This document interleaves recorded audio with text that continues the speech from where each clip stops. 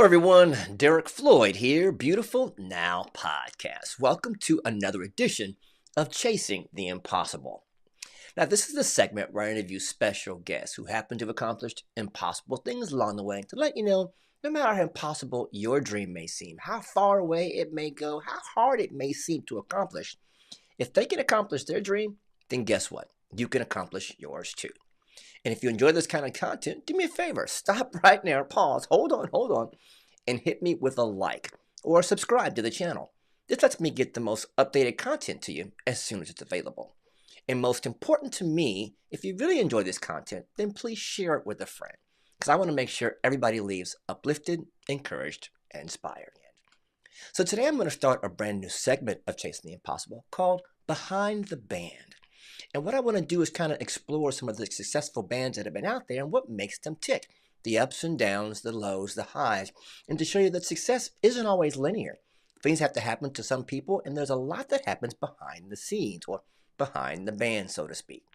And today we're going to start with one of the most incredible Christian rock bands of all time. I bet you know the track I Can Only Imagine. Yep, you guessed it. MercyMe. And one of the founders of that original band, the Guitarist, is here to tell us about how they began and to share their story of their impossible behind the band. Will you please help me welcome guitarist, father, songwriter, and co-founder of the incredible band MercyMe, Mr. Mike Scheuczer. Mike, you there, buddy?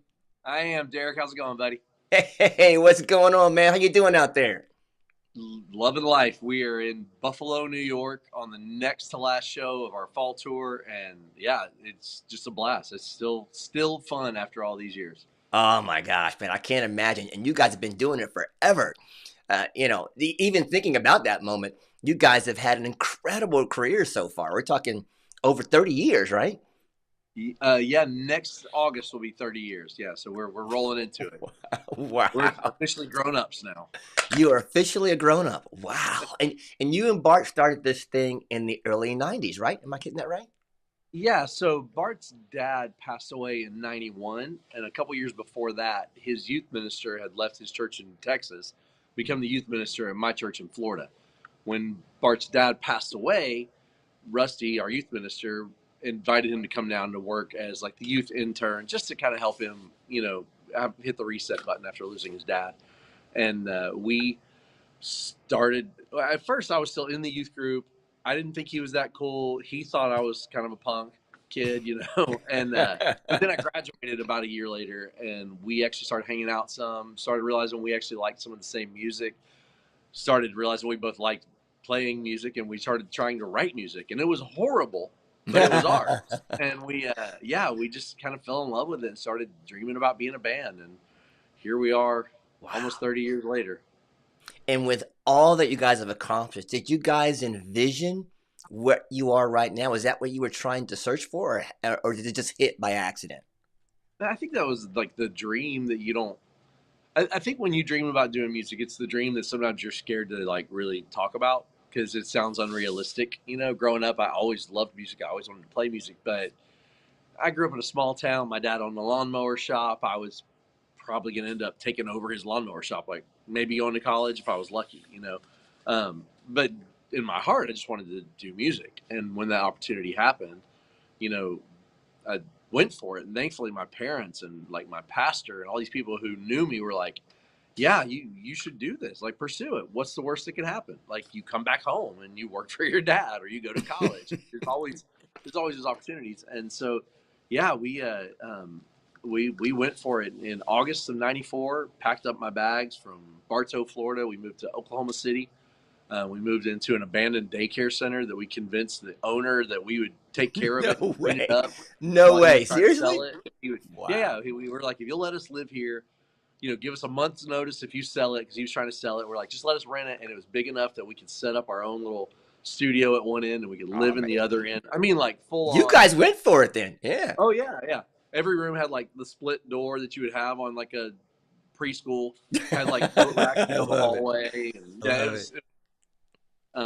So yeah, we went for it. We did it. Our keyboard player had gone to Full Sail recording school down in Orlando, so he knew how to make records. Oh, Full Sail. What's up, Full Sail? What's up? You're Full Sail? Let's go. Shout out to Full Sail. I've taught there many times, so it's cool stuff. That's awesome, man. What a great place. What a great place. Great But place. yeah. So he knew his stuff and he kind of drug us along and showed us the ropes and yeah, here we are. Wow, wow.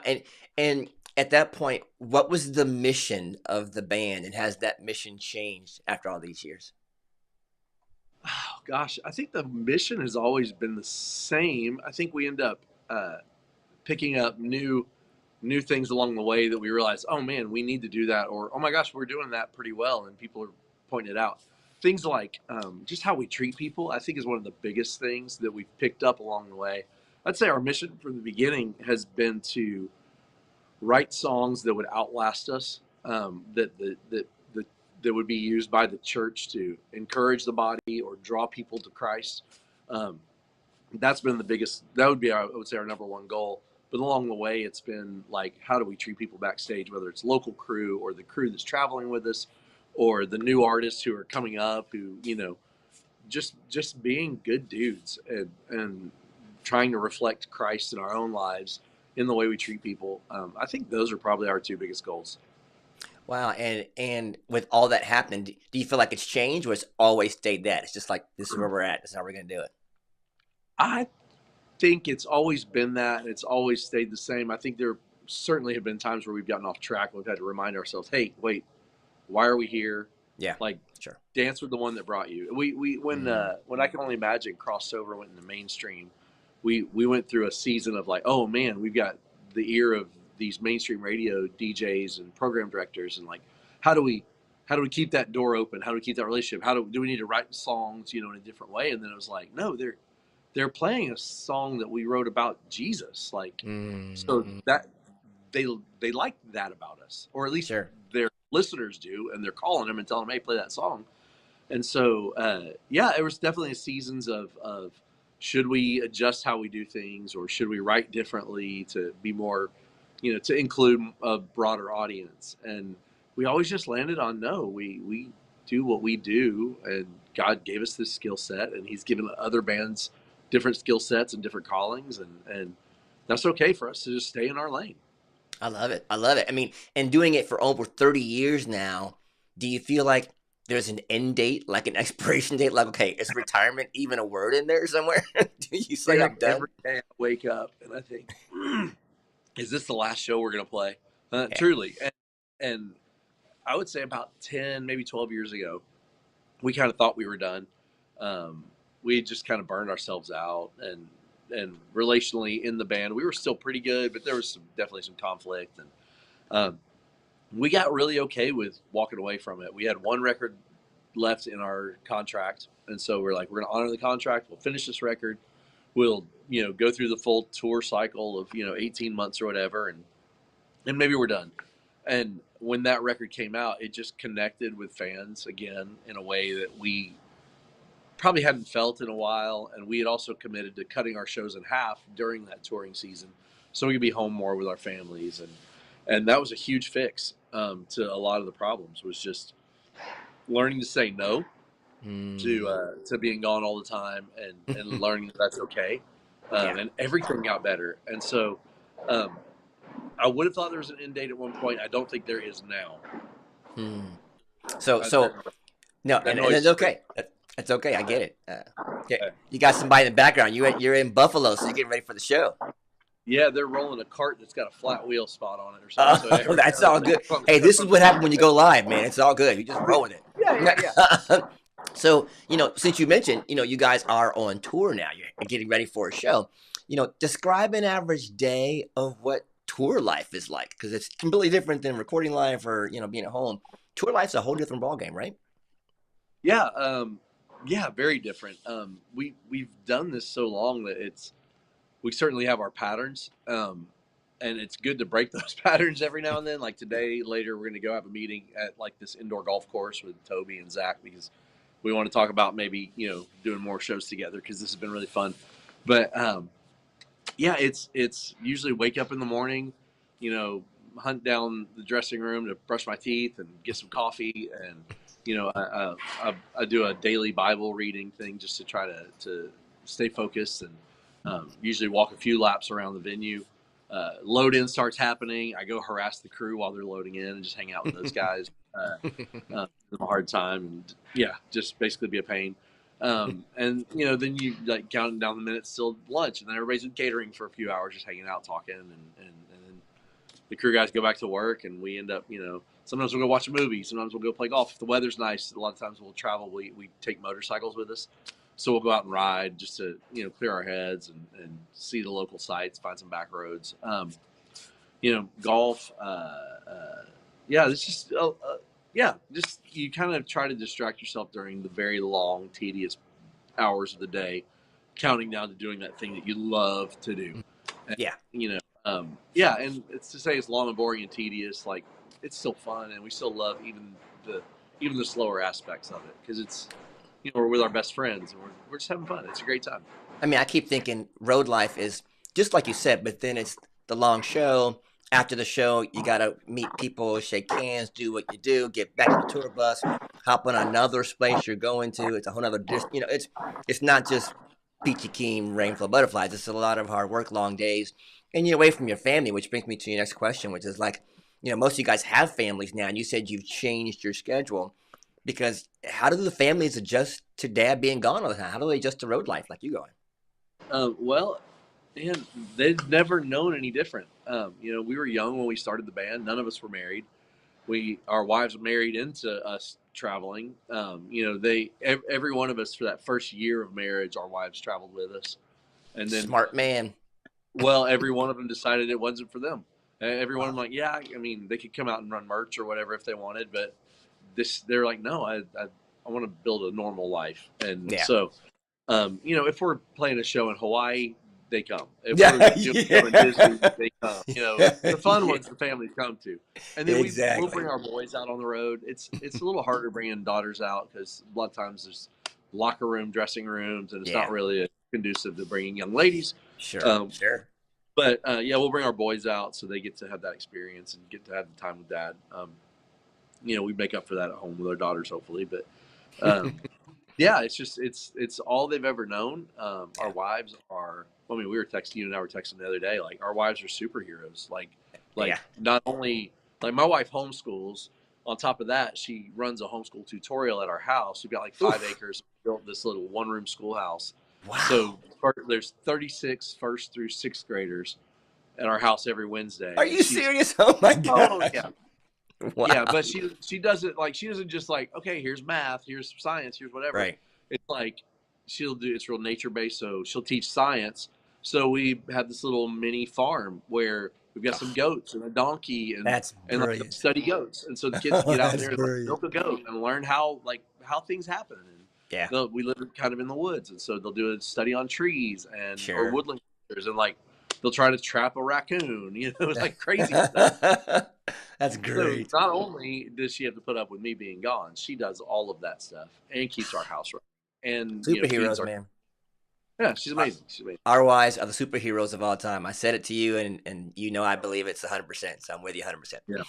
I'm going to circle back around because we're talking about you being on the road, and you had mentioned, and I had thought about personalities on the road after a long time. I mean, I hear about a lot of the great bands have suffered from some of that space, the Aerosmiths and the Beatles, of course, and some of the great bands and rock bands have all destroyed themselves from being in the band for years. How do you, even though you're Christian men, you're still men. You still have issues. You still have attitudes. How do you guys keep everything from clashing for all this time? How have you done it? We haven't. I mean, we clash. We have disagreements. We have arguments. There are days when I'm a jerk. There's days when Bart's a jerk. Barry is about the only one of us who's never a jerk. He's like he's the peacekeeper. True. He's like the easiest guy to get along with ever. He's the peacekeeper. Oh, he's so good. It's just we've chosen to do community together. It's like marriage. I chose to love my wife. She chose to love me, and that comes with the good and the bad. And it's worth the fight for the good days. Sure. It's worth fighting through the bad days for the good days. And it's a different commitment than a marriage. Yes, I can leave this band and be okay, but they're going to be our text thread. My text with those guys is going to be the first time something happens, whether it's something funny something hard, or just something to celebrate. Like Yeah. those are my guys. That's my tribe, my crew. I Yeah. actually I often will akin it to the military. I think what guys in the military are doing is obviously Mhm. way more important than what we're doing, and way harder, and nobody's throwing bullets at us. But guys who are military have this bond. If you're Yeah. Army or you're Marines or Navy, you might rib each other a little bit, but you have this common bond. Then Yeah. you got guys who are in the Army or just in the Marines, like they have this closer bond. Then you got guys who went to basic together, or were in a foxhole together, or served in Afghanistan together. Like they have a bond that nobody else experiences. Um, for us, music industry, touring wise, we have friends who go through the same things as us or similar things. But then you shrink that circle down, and it's us and our crew guys who are doing these same tours together and have some even more experiences. Then you shrink it down to just the five of us in the band, and like there are things that we go through together that no one has ever gone through, no one has ever experienced, good and bad. Mm. Um, and that bond, I just don't think it'll ever be broken at this point. I mean, we're I always going to love be that. stuck with each other. And I love that you mentioned it as marriage because it really is a marriage of its own way. Yeah, It may not be husband and wife, but it's definitely brother and brother. And when you say together, "I'm going to do this with you to the end. This is it," then that's yeah. it. You go with where you go with your words. So it's a whole nother level, and I completely agree with you on that. Um, Thinking about it that way, let's bring in the factor of success because success can be a double-edged sword for so many.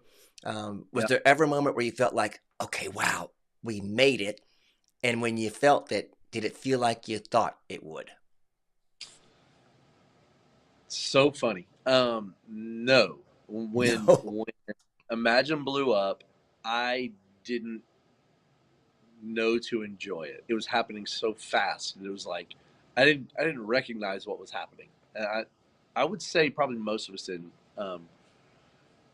And it took I probably missed 3 years of enjoying being in a band when all that happened.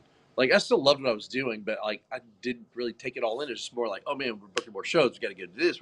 How do we get better? How do we do the next record? Whatever. And instead of like living in the moment of like, wow, people are paying their hard-earned dollars to come to this venue to watch us play our songs and sing along with us. And um, it was probably about the time when like that 12 years ago when we thought we might be done as a band. I think that's when I really started to enjoy being in a band. um, it was like we hit this moment of um, for me it was like, man, this might be the last tour we ever do, this might be the last show we ever do. And I would literally look out at the crowd and almost be in tears, just like, I can't believe I've gotten to live my dream. Like, this is the thing I dreamed of doing when I was a kid. There used to be these Hawaiian Punch commercials with Donnie and Marie Osmond. And I used to dance around with a tennis racket singing along and Oh my like wanting God. to do that. I was 5 years old, probably. I don't know.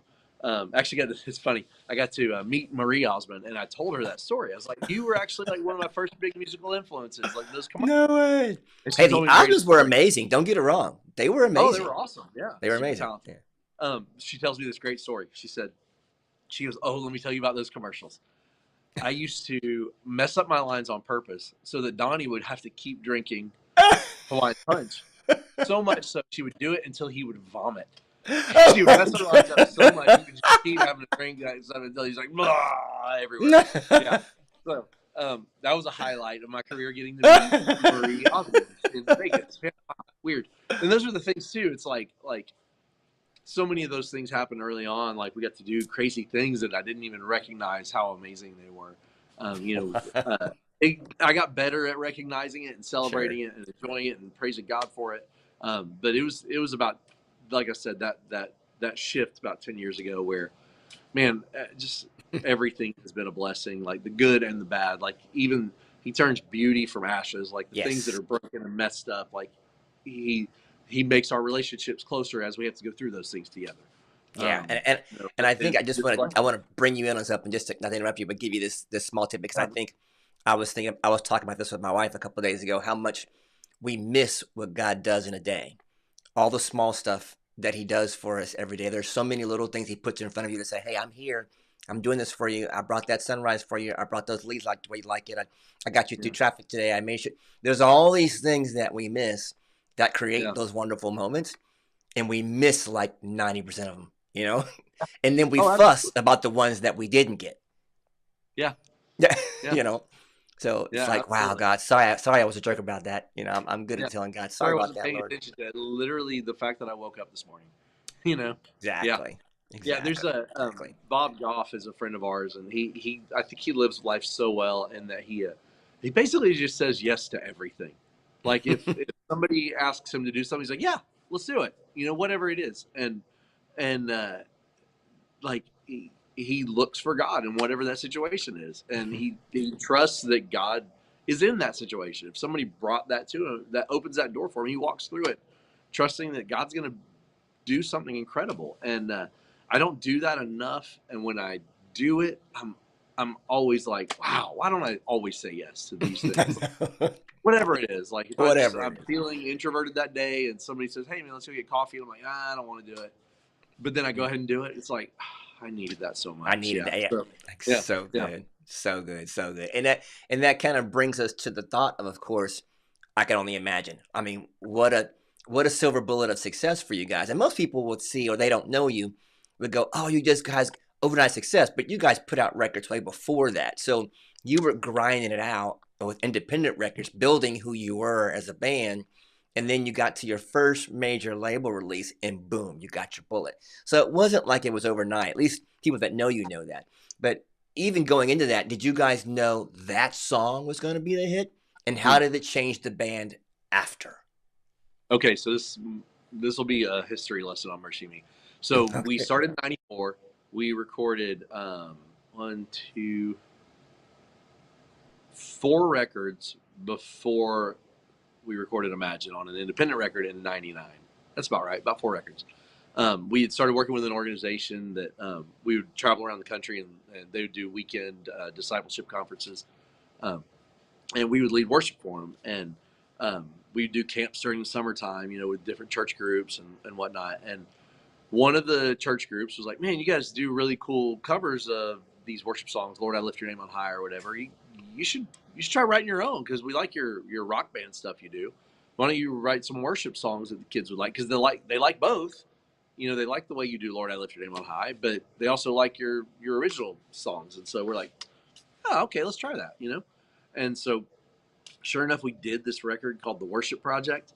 It had 9 songs on it, I think. Or as we were recording, we'd written 9 songs for it, and we felt like that was gypping people. Like if we were going to sell a CD at the table for $10, it ought to at least have 10 songs on it.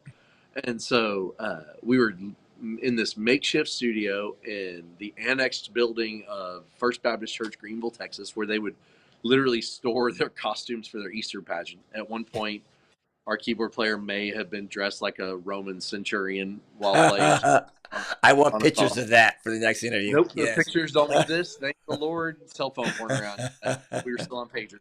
Um, but I think it may have been like a Nokia block phone or something like that. No cameras.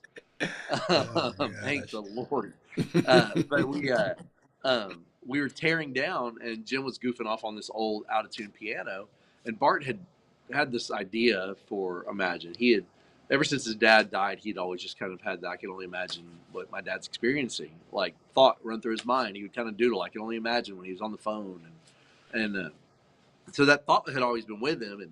And like 2 nights before we were here, we were driving down the road in the bus. He's like, "Man, I got this song idea I want to work out." I was like, "Oh, cool." And so I grabbed a guitar, and our old bus was literally like, it was a 1975 Silver Eagle, had just mattresses laying on the floor all the way back, a driver's seat, and like a propane heater up front for when it was cold, no air. Like Low ghetto, budget. Low budget. ghetto is like a step up from where we were living. Um, so I grabbed my guitar, and I start kind of trying to make it kind of this mid-tempo U2, like still haven't found what I'm looking for kind of vibe. Yeah. And he's kind of trying to work out a melody around it, but he's like, nah, I don't know, maybe I don't know if this is right. Bus is loud and hot and middle of the night, so we kind of abandoned the idea. We're like, we'll come back to it. Well, then fast forward back to the annex building. We're tearing down, packing up guitars, packing up drums. Jim's goofing off on this old out of tune piano, and he plays that little piano lick. And Bart's like, "What was that?" He's like, "Oh, just mess around." He goes, "Play it again." He's like, Mm. "What? Okay, do these chords." Like he would kind of start to sing a melody, and Jim would kind of hunt down the chords of the melody Bart was singing. He's like, no, that's not it. No, that's it. And so kind of chased it down, and we literally start like setting drums back up, and like we're like, oh Wow. crap, what's happening? So we tracked a real basic version of the song, went back into recutting everything, but we captured that demo at the moment, Wow. all on ADAT, Lightning in a way bottle back. on Oh an yeah, ADAT, um, 8-track oh tape. ADATs, but we I think we had two of them that almost synced up. You have to kind of Oh, get the oh, block. and they never synced all the way. Never. Oh, never. You have to rewind all the way back to the beginning and fast forward together. Um, but yeah, so we put it on that record. We went out, did a bunch of shows for the next year, sold that record at the table. We would never play that song because we felt like it didn't fit the mold of what worship music was. Like for getting kids to sing along. So we'd do the other 9 songs and cover "Lord, I Lift Your Name on High" and whatever other songs, delirious songs that we loved and stuff. Um, but we never played that song. And at a church camp in Windermere, Missouri, uh, the youth minister on our concert night where we're playing all of our original rock songs, trying to be cool, he's like, "Hey man, is there any way you guys would do that Imagine song? I really like that song." And we're like, "Huh, okay, yeah, let's." And so we run backstage and we're huddling around an acoustic trying to remember it, play through it. And we played it that night, and it was just dead silence when we were done playing. And we're like, well, that flopped. And then the lights kind of came up, and it was because everybody was either in tears or hands in the air. Like they were worshiping this moment and to a song that we literally thought was a throwaway. Didn't think it was going to connect. And here we are 30 years later because of that song. So that was in From that 99. track. Came out on the record label in 2001 is when it kind of launched to radio. Wow. Wow. That those are I know you're back there hanging out. They're working. It's okay. It's okay. It's okay. Those are the moments when you tell me a story like that that it reminds me God's working in the details, and we really have to pay attention because Yeah. we may feel like because it didn't hit us the way we wanted it to hit us, whatever it may be, that's a throwaway. And those are the moments where I had to try to ask God, was this one from you?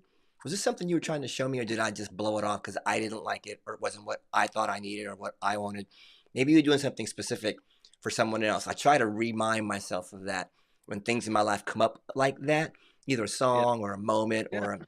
or even an idea for a video. I try to go, well, God, that was kind of silly, but was that for someone else? So Yeah. obviously that song was for millions of people across the world because it took off. Like I said, that was your silver bullet, and boom, it was never the same since. Yeah. Which brings you to the next question. After that hit, after it seemed like it was overnight, how did things change for you? Where how did the band change after that? Yeah. Well, I mean,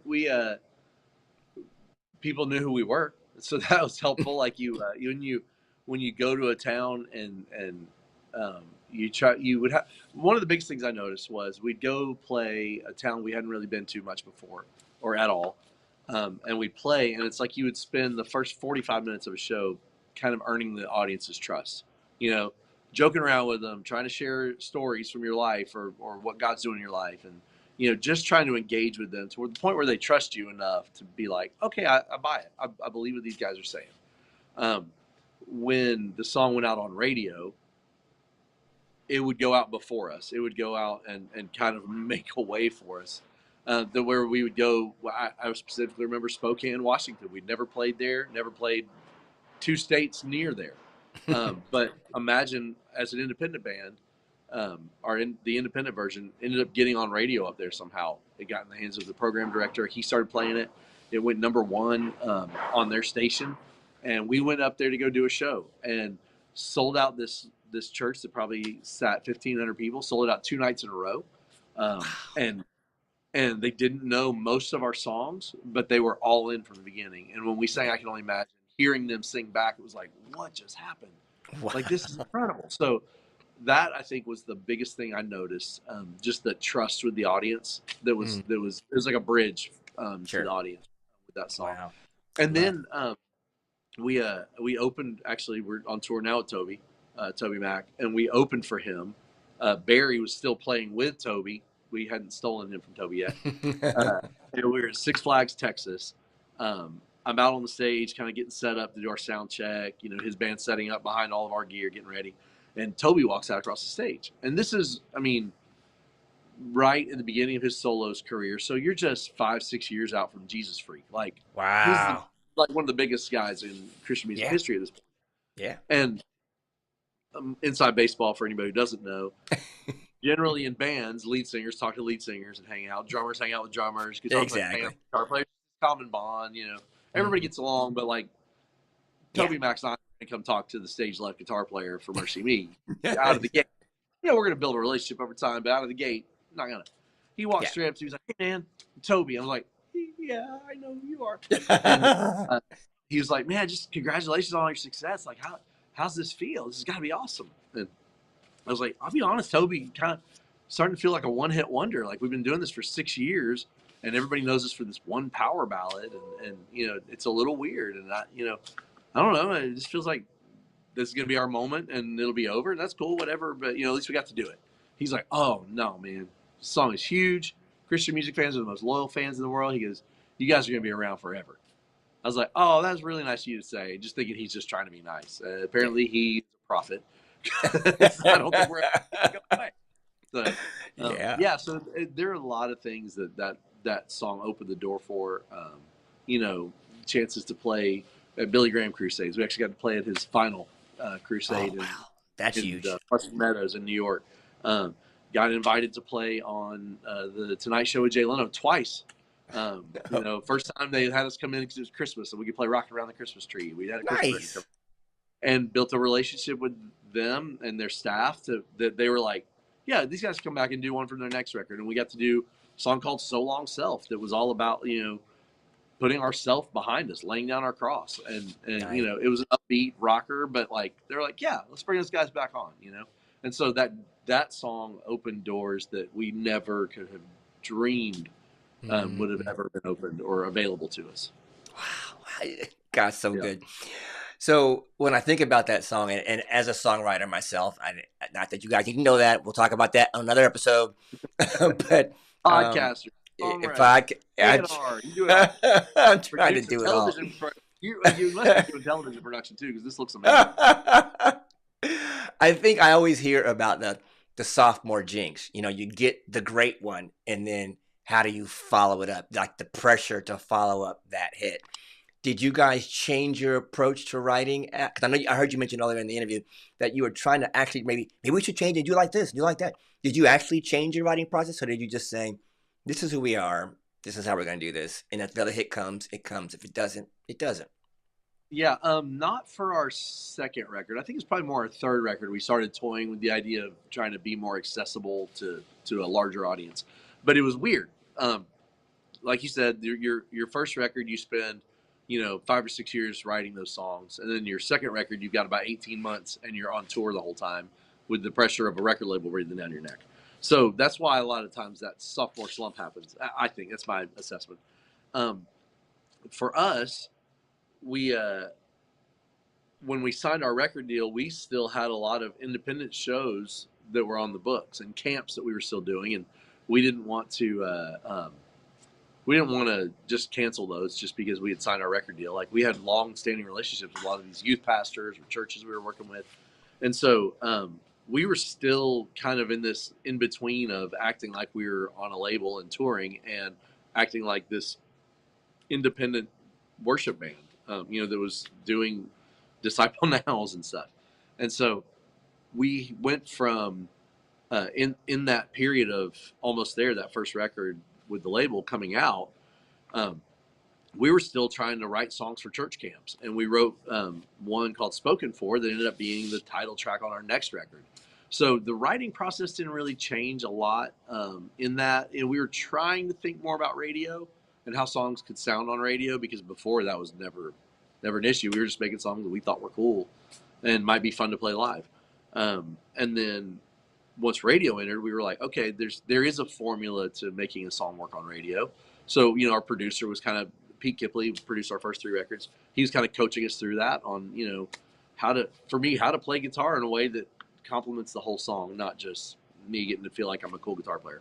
Um, and so some of that stuff started to shift. By the third record, we probably started trying to, you know, change the content of the songs a little bit to be more inclusive or whatever. And then by the fourth record, we were like, that's stupid. Let's just be who we are and dance for the one who brought us. But that second record, we were really fortunate in that Spoken For did well at radio. And then Word of God Speak was on that record. And that song did, it was massive for us. It was a really big hit.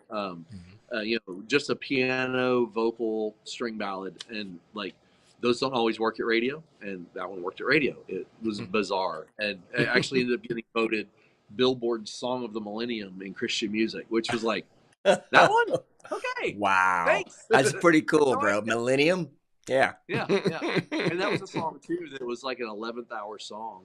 I don't even think Jim played the keys on it because we had all gone back to Texas, and Bart was working on vocals in Nashville with Pete. And he woke up in the middle of the night and kind of jotted down that first line because he was still trying to. He felt like the record was missing one song, and that was the one song that was missing. And so Pete just kind of played out, this kind of real simple piano part for Bart to sing to, and we're like, that's it. Like that's all. It doesn't need to be anything more than that. And so he added some strings in, and it was the rest is history. That sounds like that sounds like a history with you guys. You're always at the last song, and the last song ends up being the big one. The last song was I Can Only Imagine, and it was the big one. The last song was this one. It seems like those 11th hour songs always work well for. It's a common theme for you. Yeah. Well, man, I'm not going to keep you too much longer, and I so appreciate you just taking a few minutes in between your tour, which is just incredible to do. What a blessing to be able to share with the fans out there and let them know that you're out there rocking it for them. And for me, I've been a fan for a long time, so it's been great to see. It's been great to see the progression of how you've grown as artists and as a band. So kudos to all of you, man, for sticking it out and making it work. We don't know how to do anything else, man. I'm stuck. So, which leads me to your last question. So, obviously, you and the band have found I won't say a secret formula, but you found a way to write great songs. You found a way to connect to the audience. You found a way to do what you love and honor God at the same time. And with all the awards and accolades and everything you've won, man, because you've won a ton. I was looking at your wiki page today. You've won a gazillion awards, right? At the end of the day, what do you want the band to be known for? Or what do you want said of you once this door is done? Gosh, I think it would be that we were who we said we were, that the hour and a half on stage was the smallest part of our lives, even though it probably seems like it's the bigger part, that we were good dads, loyal friends, loyal husbands, loved our wives, loved our kids. The things that really matter that are the things that people don't really see. As far as our career, I hope that everybody we ever toured with said that we were the best tour they were ever a part of. Not because a bunch of people showed up or they sold a bunch of merch, but just because the community that was happening. We always want that. We always want to treat artists fairly. We always want to be honest, kind to the local security guards who are there at 7 a.m. and don't leave until after midnight.